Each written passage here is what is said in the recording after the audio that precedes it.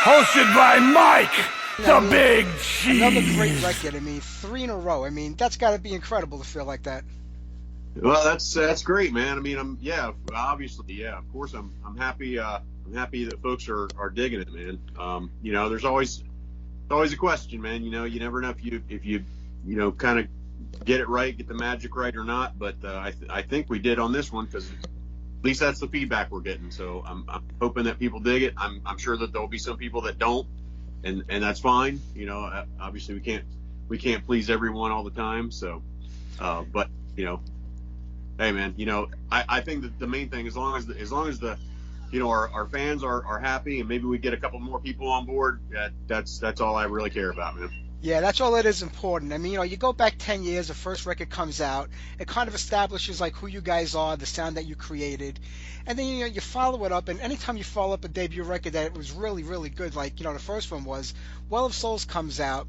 Now, do you feel like there's pressure on you to kind of repeat what you did the first time, or you just, you know, it's a good 4 or 5 year gap in between records, so a lot changes, you know, within a band, you know, musically, you know, everything else. But is it more pressure on the second record than the third one? Because Emperors and Fools, I mean, this record, I mean, just to me blows everything away. I mean, that's saying a lot considering how great the other 2 records are.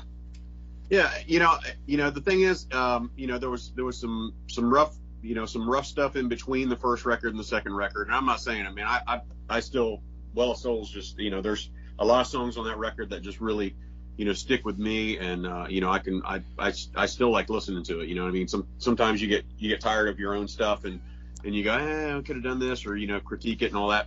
I don't really do that with that record, and it's just one of those things. Or there was some tough patches in there. Obviously, it took the 5-year stretch to, like you said, to get that one out. And it was mostly just, you know, all stuff, you know, things going on personally with Van and his family, and, you know, it was just a rough time, and the whole thing. With this one, we actually had it done in 2 years, but it hasn't, you know, we've been sitting on it for a year essentially because of you know, COVID and all that other stuff. But, you know, Freddie and I, we went to work on this one. You know, we actually had some stuff that was pulled over from Well of Souls to do this record. For instance, Monsters Lament, you know, that was one that we intended to do on the second record, but with scheduling and everything else, and we had a lot of material. We had enough material to do Well of Souls, so we were like, well, hey man, let's just hold this. We'll sit on it. You know, it's still a very cool tune. That one, The Iron Throne is another one that we sat on. So we had a start already. You know what I mean? So it was, then just everything kind of fell into place, man. Freddie had, you know, a lot more to contribute as far as, you know, lyric, you know, conceptual ideas and stuff like that. And, you know, I'm happy, you know, obviously I'm happy with that, man. It takes some load, a little bit of load off me, as far as doing that. And it kind of allows me to maybe just add a little bit more, on the tweaking side of things and get creative with that. You know, Freddie didn't really restrict me to you know, to how to do things with those songs that he had written for, but you know, it's always great to get his input, just like I certainly give him input on his stuff. But you know, we have that mutual respect and trust in each other's opinions and beliefs in where the music should go. So, you know, we got that going for us, man. It's we have a really good partnership. You can see that, especially with this record. I mean, did it start out that way in the very beginning, or did it take? Because you guys know each other before the band. I mean, but did it take up to the third record for you guys to really have like be in sync and on the same page and have everything the way you wanted it to be, or was it something that grew over the last three records? I mean, not. I don't. I think just how we do it, like physically, because we live in separate parts of the country. Maybe how we did it physically, sending files back and forth and things, and we just got kind of more in a groove and understanding of how we do things. But, that's not to say I think Freddie and I hit it off pretty well. Like, the first song we wrote together was "This Is My Hell," and I still think that that's one of our strongest songs. You know what I mean? I think we've got a good groove, and we like what each other does. You know what I mean? So it's just, I don't know. I think it's a mutual respect thing, and that way I don't say, hey Freddie, can you do this drastically different or whatever, man. I just go with what his vibe is and what he's feeling. If something sounds a little more death medley, then maybe I, as far as like the direction of the song, then maybe I try to add a little bit more melody into my parts, and hopefully that amalgamation creates something that is unique and different, and that's sort of what I always strive to go for. Well, this record to me definitely has a much rawer, harder, and even a faster feel than the previous album. So I guess that's like I said, what Freddie comes up with and you come up with, you put it together. I guess there's no boundaries for the band and where you can or want to go with your music as long as it's metal. That's it, man. I mean, we're doing, essentially for us first, as the writers, we want to write music that we would want to listen to, and so. We have to be happy with it. Otherwise, otherwise we're not going to put it out. It's just not going to happen. And there are songs that kind of go by the wayside, or maybe we don't completely scrap them, but we put them off to the side and say, hey man, let me get back to this because I'm not, maybe not feeling this or whatever. And that's the thing. If like whenever Freddie gives me stuff, if I'm not feeling it, that's because that's me. Because I trust Freddie. I trust his writing and I trust what he does. So if I'm just not feeling it, then I'm saying it's not me. I'm not going to say, hey man, go back and redo this or do this other. Obviously there's little things here and there. Like if I ask him, hey man, can you, make this a little bit more blues, like this little lead bit a little more bluesy or something like that. Obviously he trusts my judgment on that. If it's something that goes along with the vocal part or whatever and makes it sound, singier or whatever. But, it's just like little stuff like that. But as far as like a whole song, if he's written a song and I'm not feeling it at that moment, then I think it's probably me, and it's just, where my head's at the time. So I might set it off to the side and then get back to it, and I've done that with songs. Because I trust his judgment as far as his songwriter and the way he puts things together. And we have that, again, that mutual respect where that's concerned. Yeah, it shows. We all kind of got a little taste of this, like 2 years ago. Now it's 2 years because we're in 2022. I can't believe where these years are going, but with Throne of Inequity. So we all got a little sample of what you guys were concocting and what you were up to. Was the whole record kind of done at that time? I know you said you were sitting on it for a year, and that's got to be difficult. I mean, I know we're in crazy times right now with the COVID, and shows are being shut down, bands can't play. There's so much going on musically for bands that are putting them at a disadvantage. Was it hard sitting on this for a year knowing that you had it and you want people to hear it and you just want to get it out there, but you don't know when the time is ever going to be right, the way things are going today? Yeah, that's it. I mean, it is. And usually there's some lag time, so even after you get something mastered, it's usually at least, 3 or 4 months for the record company to get promo together and get the physical copy stuff all ironed out. So, we figured at the best we were going to probably have it out in the spring of last year, which was kind of planned, and then it got pushed back to the fall because of COVID stuff and production stuff, and then it got pushed back again to being a release this year. That may be a good thing. At the end of the day, I don't know if a January release is better than a fall release. I don't know. But it is, you're right. It's tough sitting on it, knowing, hey man, I think this is really cool, man. And I've listened to these songs so many times, and I've gone over. And of course, you get to that point where you're listening to them and you're going, oh man, I wish I would have done this a little bit differently here, or whatever. I try not to do that so much because it's done. What's done is, but I actually have a lot less doing, with these records, I think, than with other stuff that I've done, because I've had time to run these songs before, over and over again, and tweak out the vocals the way that I want them, and things like that. But yeah, it is tough, man. It's tough, but I'm not gonna sit here and feel sorry for myself, because COVID has affected so many of my friends who are in working bands, who do this for a living, man. So for me to boohoo about a record being released later, then that's sort of ridiculous. My thing is, I'm just happy that it's coming out. It's going to be out soon, and people are going to be able to hear it, and I'm pretty excited about it. Yeah. Are you able to still look at things like from the fan perspective, even if you're a fan of your own band and your own music? Because, as a kid, in the 80s, I couldn't wait. Back then, a band would put out a record every year, go out on tour every year, go out on tour. And you never knew what they were working on, what they were recording, until you put the needle on that vinyl. That's the first time you're hearing that. But today, everything's so instantaneous with the internet. And, you could be in your studio just thinking about a song, and somebody's already posting the riff somewhere of what you're doing. And it kind of takes away from the mystique of it all in a way. But considering that for like a year or two, you're working on this music, you're recording songs over and over again to get it right, then you're playing it after it's done. When it finally comes out, for the fan that's hearing it for the first time and is blown away by the music, can you still kind of get that feeling, even though you've been so involved in it for like years now? Yeah, well, I do, man. I mean, obviously it is that instantaneous, kind of like cool thing when you get the feedback immediately from fans and people that you really respect and value their opinion on. So it's cool, I mean, it is cool, and there are some people that I know that I'm close to that I've heard it and have given me feedback, and I felt pretty strongly that that they're not bullshitting me on it. They're giving me the straightforward. So I felt pretty good about this from the beginning. But yeah, I do think that there is a certain mystique, man, because I remember, like whenever you were waiting on something new to come out, and there was a big push and big press, but it wasn't like they weren't streaming it like instantaneously. They might do a single, which is great, and you'd go buy the single and stuff like that, and that was cool, whether cassette or whatever, at the time, that was sort of my age. It was sort of like post 45s, I guess. Thank goodness I can not aging myself like that, but that singles and stuff like that would come out, and you get the single and rock it out. But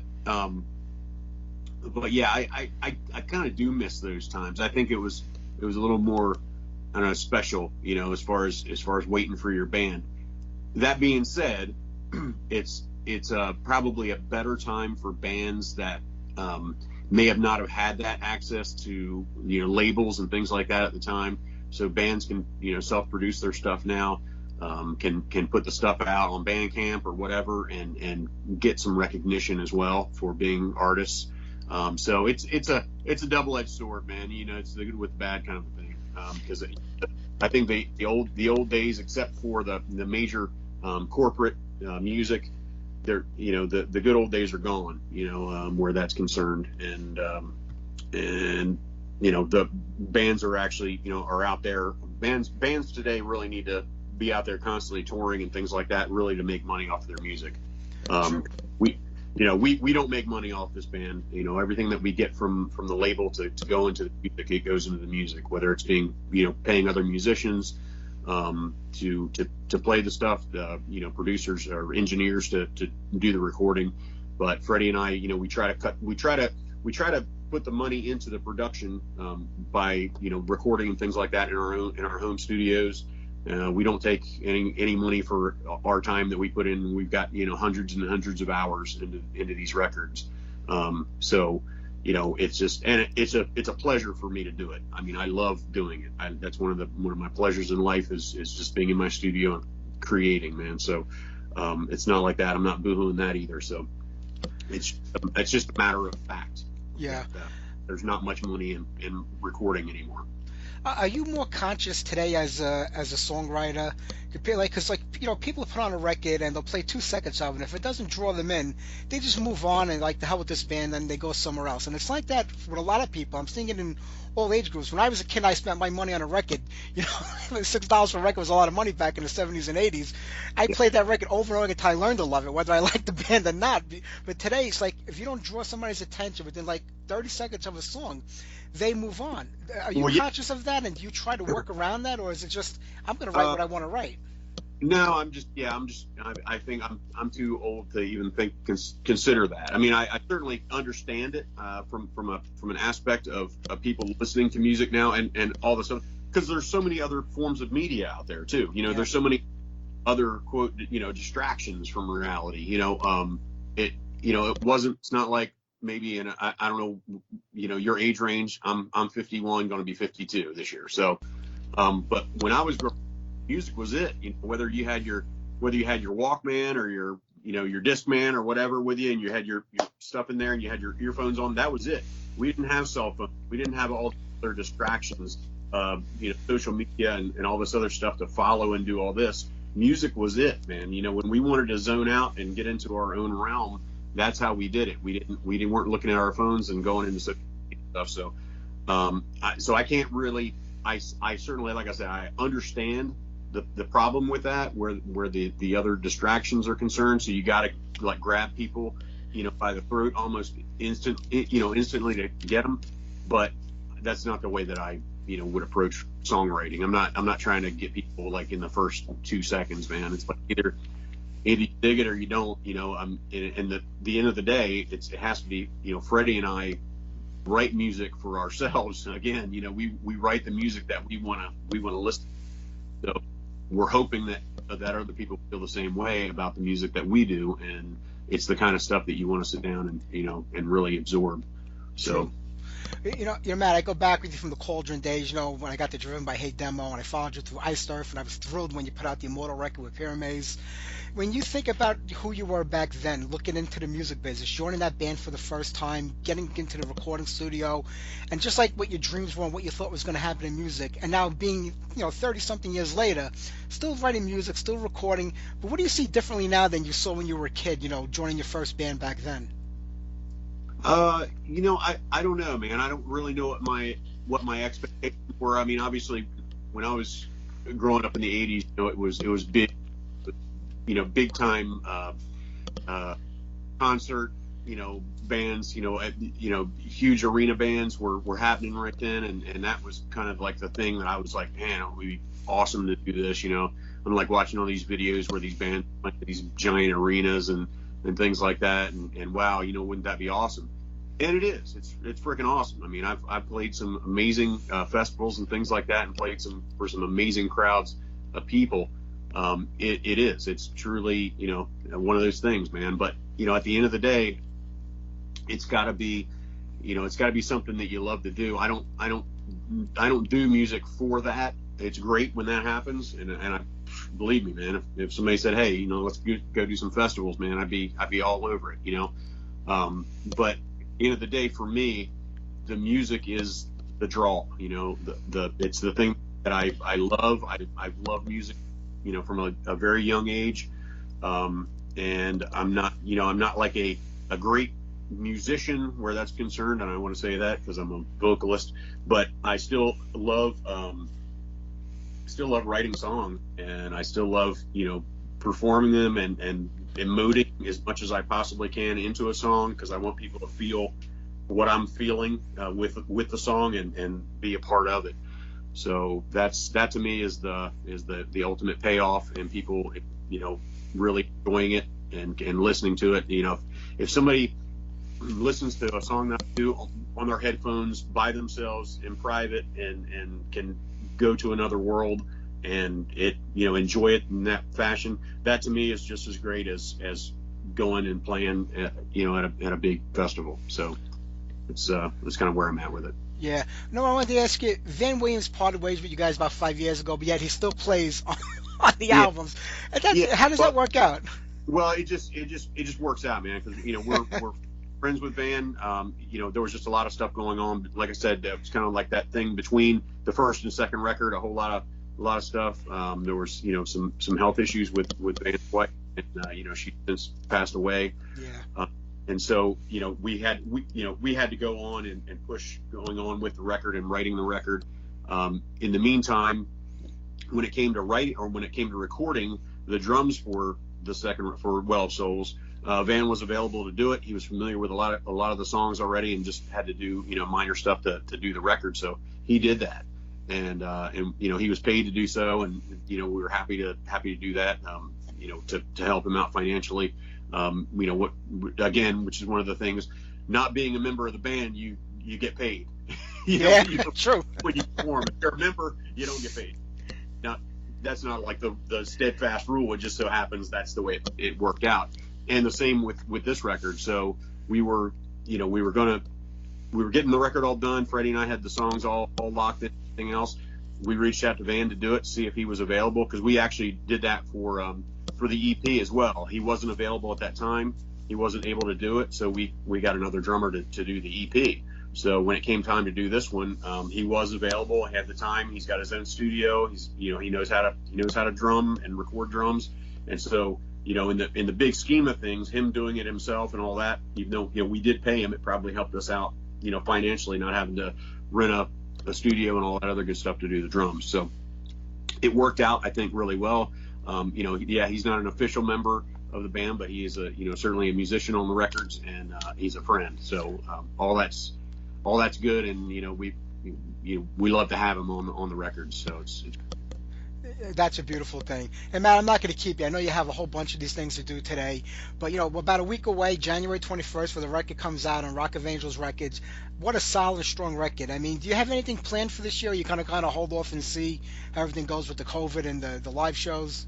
I think that's it. And I mean, I think everybody's on hold now, with all the lockdowns going on, and then we just had another state of emergency launched here in Delaware, and so it's tough, man. It's really tough to plan, and it's a little bit even tougher for Freddie and I sometimes, because we've got other careers, and we've got if we're talking about going on tour and doing shows and stuff like that, we got to pull a band together and rehearse and all that other good stuff, and which is it's tough. So we'll have to wait and see, man. That's all I can say. Yeah, well, I'm hoping this all passes relatively quickly. I was saying that 2 years ago too, but I got to see you guys live, so hopefully it will happen sometime this year, if not maybe early next year. But I'm looking forward to it. I hope so, man. I do. All right, Matt. You take care of yourself. Have a great day. Stay safe out there. And what a great record. The